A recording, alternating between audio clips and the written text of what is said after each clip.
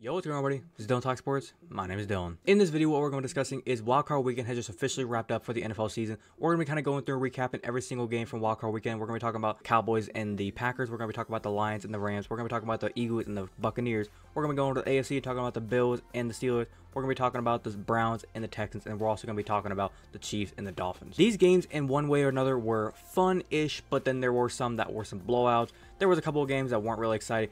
But what I'm going to be doing is I'm going to kind of going through about 30 seconds to a minute on each game, maybe a little longer, just kind of give my honest reaction to kind of how I think the game went. Was it fun? Was it not fun? Was there some big moments? How many did a quarterback do really well? We're going to kind of go over the blowouts. Like I said, there were a few blowouts we're going to talk about, and pretty much just give my overall reaction to kind of how every single game went. So without further ado, I'm going to get right into this. If you're going to enjoy, as always, make sure you go ahead and drop a like on today's video. Be very much appreciative if you do so. And without further ado, let's get into it.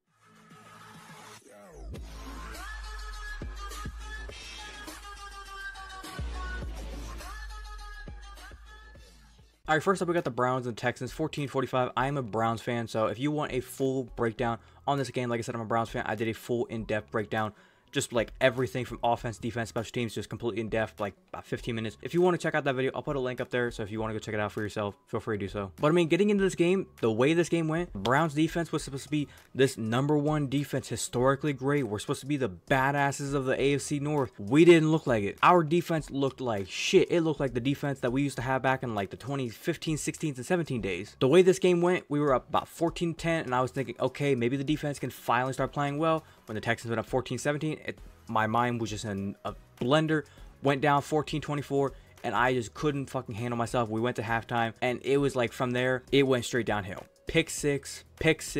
Joe Flacco, I feel like he was an undercover agent for the Ravens. He came in for us, and he was like an undercover agent of, he was playing the good cop. He was out there winning games for us, doing everything he could, got us into the playoffs. We're on cloud fucking 9. We're high, feeling good. And then what happens? We go into the playoffs. We're here, and not only did the defense play bad, but Joe Flacco had the chance to kind of pull us back into the game later on in that game. If he didn't throw the first pick six, could have at least gotten a field goal out of it. And then if the defense did play well in the second half, well-ish, but if the defense just kind of held up there in the second half and Joe Flacco didn't throw interceptions, we could have possibly at least made it a game. I'm not saying we would have won the game, but I'm just saying we could have at least made it a game. Maybe like the Texans would have beaten us like 34-31, something like that. But I'll quit rambling and complaining about the Browns. Talking about the Texans, CJ Stroud played amazing. He was throwing the ball wherever he wanted. He was leading guys open. He was making the throws like it was just back in Pee Wee football, like it was nothing. CJ Stroud is the real deal. 16-21, 274 yards, 3 touchdowns. The guy just balled out. The Texans offensive line was bullying the Browns defensive line all game long. Myles Garrett couldn't do jack shit against that offensive line of the Texans. Here's the thing I will say about the Texans. Brown season, first off, Brown season, they're done. They had a good season. I mean, getting to the playoffs, even though we went through 5 quarterbacks, I would say this, it's a big congratulations. I'll give them a round of applause for that. But they are eliminated. They'll have a lot of work to do going into the offseason. Figuring out how to fix this defense on the road, figuring out is Deshaun Watson going to be able to come back and play well next season. Nick Chubb play well next season coming back from the injury. People said he's going to be ready for week 1. I think it's going to be more like week 4, 5, 6 possibly. But when it comes to the Texans, here's my thing with the Texans. They scored 45 points. 45. I realized about 14 of those was from the defense. So let's say 31 points. Are they going to do that against the Ravens? They play the Ravens in the next round. Are they going to be able to do this against the Ravens, or are they going to go out there against the Ravens and just get their butts kicked? Because way back earlier on the season, I think they lost to the Ravens in their first game, like 26-9. Correct me if I'm wrong in the comments. It was a bad loss. That's all I'll say. And when that game happened, people talked about CJ Stroud saying, oh, he's a buzz. He's just another one of these bum high-state quarterbacks. He's not going to do anything good. He's playing well here since then. If we get this same CJ Stroud right here that just played against the Browns, against that Ravens team, that is going to be probably the best. That game might be better than the Bills-Chiefs game that we're going to get into later on. Next up, we got the Dolphins and the Chiefs. This game was just fucking cold. I don't even know how the fans went to that game. 7-26, the Dolphins, they're from Miami. You want to know what the temperature was during this game when Kansas City was out there? They were out there playing the game in Kansas City. You know what the temperature was back in Miami? Like 74. That is a huge difference. 74 degrees compared to what it was in Kansas City, which was like -6, -7, with the real field wind chill of like -30. That is a 100-degree difference. I can't even imagine what their bodies felt like trying to adjust to that. Kansas City players, they're kind of used to it. They play here in Kansas City every single year in the playoffs, so they're kind of used to it. But when you talk about just the wind chill and how cold it was, I couldn't imagine it. And don't get me wrong, it's cold here where I live. It was down to like -20 with the wind chill the other day. I'm not really outside playing football for 3+ hours straight. I go outside for maybe a few minutes to get in the car, go somewhere, get out of the car. That's about it. I'm not outside like non-stop. Multiple players from this game talked about the cold was just a big factor. It was more of a factor than anything else that going on in that game. Their hands were numb, their feet were numb. Guys tried to use feet warmers, hand warmers. People were sitting over the benches. You couldn't come up with anything that the guys did not try. Vaseline on the arms. There were so many things these guys tried to stay warm. Pretty much like interesting that NASA hasn't studied NFL players' minds as to how many ways they figured out how to stay warm. But getting back to the football game in general, Dolphins didn't play well. Like, they don't do well in the cold. The Chiefs, their big thing was they had to jam Tyreek Hill at the line of scrimmage and don't let him get free. They did just that. Tyreek Hill had the 5 catches, 62 yards, had a touchdown. He got free once, but after that, they didn't let him go. And it seemed like when Tyreek Hill wasn't running free, the Dolphins couldn't do anything. When it came to the Chiefs, like, they had this one good drive in the first quarter, and everybody probably saw the drive. We're like, oh man, the Chiefs might actually just steamroll the Dolphins. But then it was like field goal after field goal, and you kind of had a feeling they were struggling a lot in this game. The thing I do appreciate from the Chiefs is you look at how these field goals were, like 28 yards, 21 yards, 26 yards. Those are field goal attempts that you would have thought maybe the Chiefs would go for these, but they just settle for the field goals because they kind of realize their defense is playing well. The Dolphins are not getting any points, and every point it matters at this point. Like 3 points, 6 points, 9 points, it adds up and it helps you. But with this game being done, the Dolphins are now eliminated. They seriously need to figure out something to go on with their defense. I think their defense was also a little bit hurt. They had a couple guys out for the season. Here at the end, I think Bradley Chubb went down.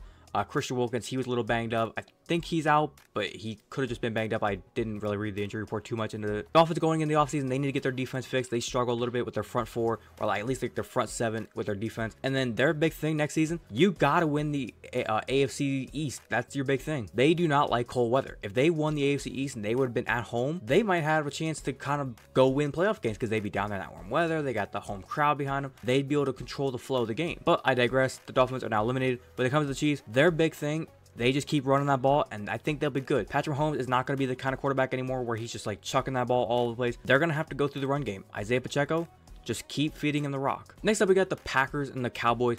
This game was just so fun to watch. How about them Cowboys fans? I'm not a Cowboys fan. I'm not a Packers fan. But I do not like the Cowboys fans. This game I'm not really going to talk about too much because I kind of talked about it in another video. Looking at the two teams, the Packers, they did whatever the fuck they wanted, and the Cowboys, their defense looked like a fucking freshman high school team going against the Green Bay Packers. Jordan Love was able to do whatever he wanted. The receivers were getting open at all times. Aaron Jones was just running the hell out of that ball. 21 carries, 118 yards, 3 touchdowns. The guy just did whatever he wanted when it came to running through the defensive line. Romeo Doubs was just getting free nonstop. Their tight ends, that one where he went down open. Oh my God, was he open for a long time. I thought Jordan Love played an exceptional game. Now, when it comes to the Cowboys, I want to talk about something. I also said this in another video that I talked about. The Cowboys, when you look at their stats, people are looking at it like saying, Dak Prescott played so well, how their defense has to play better. 41 of 60, 403 yards, 3 touchdowns. But then they forget about the 2 interceptions, and they forget about the fact that at halftime, when they were down 27-7, they were literally, I think Dak Prescott only had like, what, 13 of 20 for like 100 and like 20 something yards and the 1 touchdown. He was not playing good. The Packers went up like 48-17.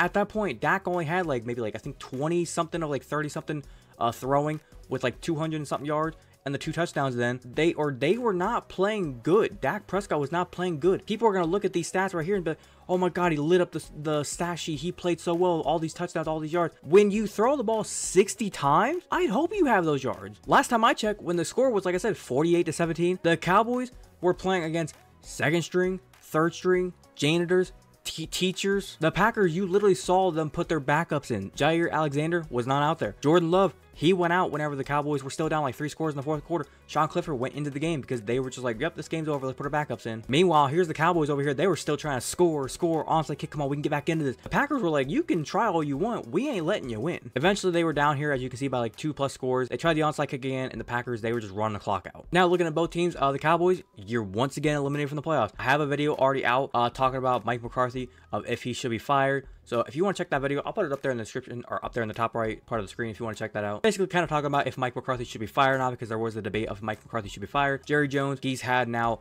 Jason Garrett, Mike McCarthy, and all these head coaches over the years in the 2000s, ever since they've been to the NFC title game. Jerry Jones is not getting any younger. They need to win now. And with Mike McCarthy now going 4 years, 3 times in the playoffs, and only 1 playoff win in all 3 of these years, or all 4 of these years, it's starting to make the question of, should he be gone? There's also the question of, should Dak Prescott be the quarterback anymore? There's a lot of question marks going into this offseason, especially with the fact of Dak Prescott being on the last year of his contract going into next season. There's going to be some changes. And when it comes to the Packers, they're going to be playing the 49ers next week. That's going to be a fun game. Packers, I know they scored 48 points against Cowboys, and that was not seen coming. Going against the 49ers, I don't think they're going to be scoring no 48 points, but it's going to be a good game otherwise. Next up, we got the Rams and the Lions. This was a fun-ass game. I was rooting for the Lions to win this game. They got a little bit of help there at the end of the game with a non-called holding on the back of the receiver on 3rd and 11 by the Rams. But people can say, man, they got cheated out.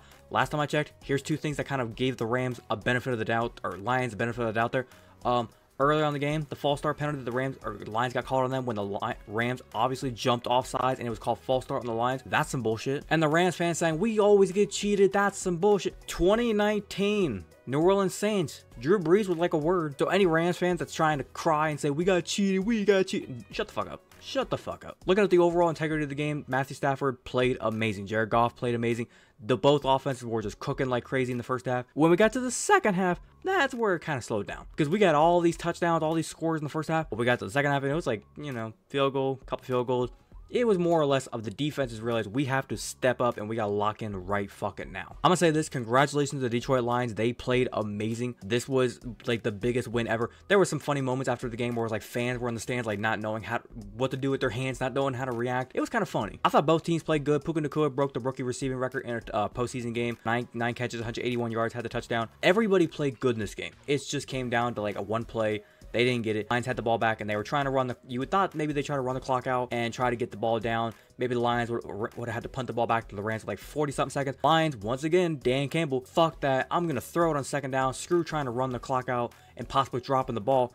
I'm going to just throw it, complete the pass, and we're going to kill this clock. It was a great win by the Lions, but now looking at both teams, Rams, they lost this game. The playoffs are done. A lot of people didn't really think they were going to make this far. People thought they were going to be like 8-9, 9-8 this season. Maybe not even 9-8, probably like 7-10, but they found a way. They got into the playoffs and they almost won the playoff game. So I mean, good job for them. And looking at the Lions, they win this game. They get their first playoff win ever since like 30-something years. And the good thing with this game, Cowboys lost. So now that bullshit a couple weeks ago with the whole Taylor Decker and Skipper thing isn't going to bite them in the ass anymore. The Lions don't have to worry about going to Dallas now. Now they get to sit there and they had to wait for the winner of the Tampa Bay Buccaneers and Philadelphia Eagles game. Eagles lost, Buccaneers won. So now we're getting Baker Mayfield and the Bucks coming up to Detroit to play the Lions in Detroit. So Lions, you get a second playoff game. And think of it this way. If the Packers beat the 49ers, the Detroit Lions are hosting in the NFC title game. Like, just think about that. That would be nuts. Next up, we got the Steelers and the Bills, 17-31. The Bills, I'm so happy they won this game. When the Browns lost their game, I just couldn't fucking react this whole weekend. But when the Steelers lost, I got a little bit more happy. Looking at the overall game, it was looking like this game wasn't going to happen. There was so much snow. Blizzard was happening. People were saying the Bills were not going to be able to play this game. The Bills and Steelers were not going to be able to play this game. But then the snow kind of let up. Throughout the weekend, people talked about, oh, we're going to get snow shovelers. People were going to be hired for like 20 bucks an hour to come out to Buffalo, come out to the stadium and shovel the snow. That was kind of interesting to see. People actually did show up. But the game did happen, and we had the score, like I said, 17-31. Josh Allen was a madman. He did everything he could in this game to just lift the Bills to a victory. Mason Rudolph played good. He had some good throws in this game, kind of the later part of the game. The first half, it was not good. But I think by the time we got to the second half, the Steelers, they were playing better. It was just too late by then, and the Bills just kind of ran over them. The Steelers' problem is they have to get a run game going, and Jalen Warren, Najee Harris were not running the ball that well. If they had a better running game, they probably could have won this game. Looking at the Bills, the way I would describe them is they're playing free. They're not tense. They're not kind of in this weird vibe of like, oh my god, we have to do everything really tight. We got to get everything working correctly. They're just out there having fun. You see Josh Allen running for that touchdown. He don't give a fuck right now. James Cook is running the ball really well. Dalton Kincaid's catching some touchdowns. The big thing for the Bills is their defense is going to be able to step up when the moments shine brightest. The big thing for them next week, they got the Chiefs coming to town. But before I get into that, we're going to talk about the Steelers real quick. Like I said, they made the playoffs. They got into the playoffs. Nobody expected that. They tumbling their way into the playoffs. Like I said back way earlier on the year, I said they were going to do it, and they did it. I don't know how they keep on doing it, but they do it. But now they're eliminated from the playoffs. They're going to do it probably again next year. They'll end up going like 9-8, 10-7 somehow next year. There was the question coming out of if Mike Tomlin could possibly step down as head coach, leave the organization after this year. I don't think it's going to happen. He already confirmed that he's probably going to be back next season, so that's now squashed. And look at the Bills. They play the Chiefs next week. That's going to be a very exciting game. I already said a minute ago, the Ravens and Texans game has the possibility to be better than the Bills Chiefs game. I'm gonna need to see it to believe it, but this Bills Chiefs game, I already know. On paper, it's looking like it's gonna be fun. And finally, we have Patrick Mahomes going on the road in the playoffs. When have you heard that before? We've had the Bills and the Chiefs playing in the playoffs a lot of times in the playoffs. But this time, the Chiefs have to go to Buffalo. Josh Allen, if you don't win this game, there's going to be a lot of question marks for you, bud. And last up, the Monday Night Football game, we had the Eagles and the Bucks. Baker Mayfield played, I'm not going to lie, he played good. He played good. Jalen Hurts played okay. Their big problem is they couldn't recognize the blitz. The Buccaneers lined up in like 5 to 6 man down fronts every single down, and sometimes even 7, and they were just constantly bringing pressure. Almost every single down. I swear to God, it was like 6 man fronts. And sometimes they'd rush all 6. Sometimes they would drop like 3 of them out and only rush 3. Sometimes they'd rush 4, sometimes 5. They just changed it up every time, except they always started with that 6-man front to confuse the Eagles. AJ Brown did not play in this game, so Devontae Smith had to start. He played good. He got a lot of receptions. He got some yards down the field. The problem was, couldn't get a run game going, and like I said, they couldn't recognize the blitz. So a lot of times when they got the 2nd and down and long, 3rd and long, the only thing they could do was just, oh shit, I'm about to get hit, throw it up and hope my receivers get it, and they didn't. And right here you can see 25-35. Those 10 incompletions, I guarantee were all just like 3rd and longs where he just had to chuck it up and hope somebody caught it. When you look at the score, 9-32, it's a blowout. I guarantee you this score could have very well been like 9-50 if the Buccaneers receivers learned how to catch a football. Because there were a couple of catches in there where Baker had his guy open and he was going to catch it. Mike Evans had a drop. Chris Godwin had a drop. There was a couple other receivers who had drops. It's like you got, if the tight end had a drop at one point, if these guys catch the football, some of these field goals were easily touchdowns. And then you can see here they had a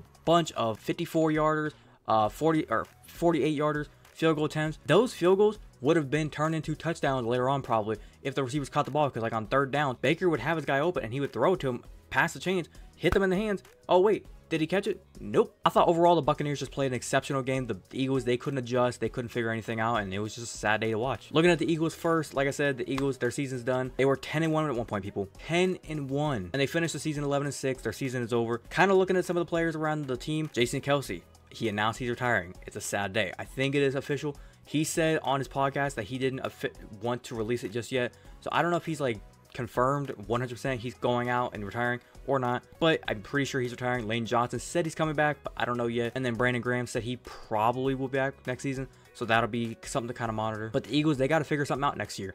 Is Nick Sirianni going to be let go? Are they going to have to hire better coordinators? Matt Patricia is a horrible play caller on defense. If they keep him around, that is bad news waiting. They need to go hire a real offensive coordinator, somebody with at least the potential of what Shane Steichen had with the Colts, because when Shane Steichen left, you can just tell the Eagles went downhill. And looking at the Buccaneers, they're going to the 2nd round. They had an amazing win. They're going to play the Lions. That is an interesting game because the way I look at it is I'm actually rooting for the Lions to kind of win that game because the way they've suffered for all those years, kind of like the same with the Browns, I'm rooting for the Lions to win that game. Plus also they're the NFC, so I don't really care. But then again, with the Buccaneers, they have my boy Baker Mayfield. So it's kind of a win-win whoever wins that game. If the Bucs win, I get to root for Baker Mayfield in the NFC title game. If the Lions win, I get to root for the Lions in the NFC title game. But other than that, that's going to do it for today's video. This was my full wildcard weekend kind of games recap of every single game that happened this weekend. Like I said, these were all kind of just my opinions on kind of how I think the game went. If you had a different opinion, like I said, that's your opinion. But I'm going to wrap it up there. Hopefully you guys did go on to enjoy today's video. If you did enjoy, as always, make sure you go and drop a like on today's video. Be very much appreciated if you do so. As I said a minute ago, if you have a different opinion on kind of how any of these games went, if you're a fan of any of these teams, and you want to leave your opinion on kind of how the game went down in the comment section down below, feel free to do so. Like I said, it's your opinion. So if you disagree with anything I said, like I said, leave a comment. If you're a fan of the content that I do post here and you want to go and hit that big red subscribe button, feel free to do so. And do not forget to hit that little notification bell to be notified the second I post. But without further ado, this has been Dylan Talk Sports. Have a great day. Peace.